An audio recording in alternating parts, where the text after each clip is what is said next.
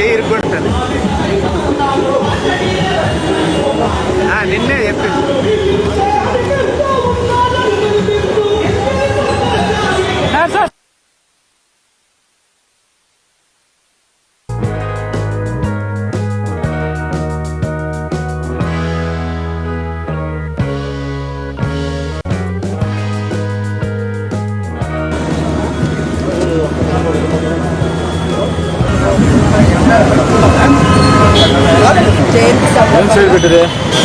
విగ్రహానికి పూలమాల వేసి ఘననివాళులు అర్పించడం జరిగింది.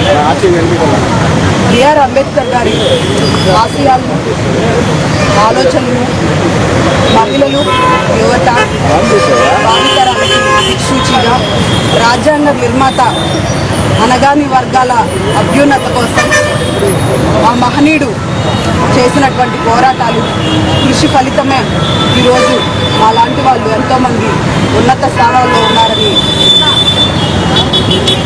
ఆ మహనీయుడు అభివృద్ధిలో నడుస్తూ ఆసియా సాధనకు కృషి చేస్తామని తెలియచేసుకుంటూ మరొకసారి అంబేద్కర్ గారి జయంతి సందర్భంగా వారికి ఘన నివాళులు అర్పిస్తూ ఈరోజు డాక్టర్ బాబాసాహెబ్ బిఆర్ అంబేద్కర్ జన్మదిన కార్యక్రమంగా జిల్లాలో కూడా జిల్లా లెవెల్ ప్రోగ్రాం కూడా ఈరోజు నడిచిపోతున్నాము. నేను ఒకటే జిల్లా ప్రజలందరికీ చెప్పడం ఏంటంటే, గవర్నమెంట్ సూచనల మేరకు అదేవిధంగా ఆయన లాస్ట్ ఒక 75 సంవత్సరంలో మనకు చూపించిన ఒక దారి ఉంది. అంటే సోషల్ జస్టిస్, ఎడ్యుకేషన్, అదేవిధంగా ఖచ్చితంగా పోరాటం చేసుకొని ఎక్కడైతే పేద ప్రజలు ఉన్నారో, ఎస్సీ ఎస్టీ ప్రజలు ఉన్నారో అందరికీ కూడా ఏ విధంగా సోషల్ జస్టిస్ ఇవ్వచ్చు అని చెప్పి ఆ ఒక దారి ఆయన చూపించడం జరిగింది. దాంట్లో జిల్లా యంత్రాంగాన్ని ఖచ్చితంగా ముందుకు తీసుకెళ్తామని మీ అందరికీ ఈరోజు తెలియజేస్తున్నాం. Thank you. నిర్మాత ఆయన కులమత దేశాలు లేకుండా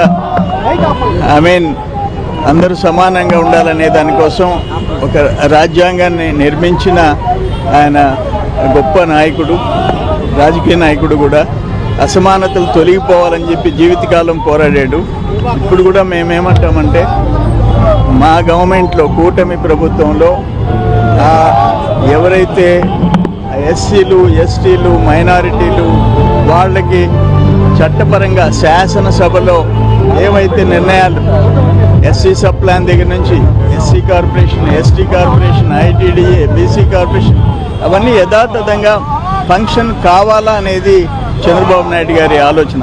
మా గవర్నమెంట్ రాగానే ఆ కార్యక్రమాలన్నీ మళ్ళీ రివైవ్ చేస్తున్నాం. Last 5 years even SC sub plan కూడా అమలు చేసే పరిస్థితి లేదు.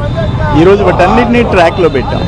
ఏ ప్రభుత్వం వచ్చినా, ఎన్ని వెల్ఫేర్ అయినా కొత్త ప్రోగ్రామ్స్ చేయొచ్చు, కానీ చట్టపరంగా ఉన్న ఏవైతే వెల్ఫేర్ ప్రోగ్రామ్స్, సబ్ ప్లాన్ కానివ్వండి, వాళ్ళకి ఆ పర్సంటేజ్ ఆఫ్ అలొకేషన్ ఫండ్స్ వాటిని పక్కదోవ పట్టించే రైట్ ఎవరికి లేదు.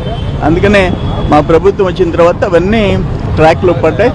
ఎస్సీ ఎస్టీల కోసం, వాళ్ళ కోసం ఏదైనా ఒక సమస్య వస్తే ఎంతవరకైనా పోరాడేదానికి సిద్ధంగా ఉంటాం తప్ప వాళ్ళేదో పేదోళ్ళు అని చెప్పి గాలికి వదిలేసే ప్రసక్తిలా, రాజీ పడే ప్రసక్తిలా. ప్రీ హోల్డ్ పేరుతో, పిఓటి పేరుతో ఎస్సీలు ఎస్టీల భూములు అన్యాక్రాంతమై ఉండే వాటి మీద కూడా మేము చట్టపరంగా కలెక్టర్ గారు ఉన్నారు. ఎక్కడ పేదోళ్ళకి తెలియకుండా, చట్టాలు తెలియకుండా ఏలుముద్రలు, సంతకాలు తీసుకొని కూటినీళ్ళకి పొలాలు తీసుకున్నారో వాటన్నిటి విషయంలో కూడా రాజీ పడే ప్రసక్తి.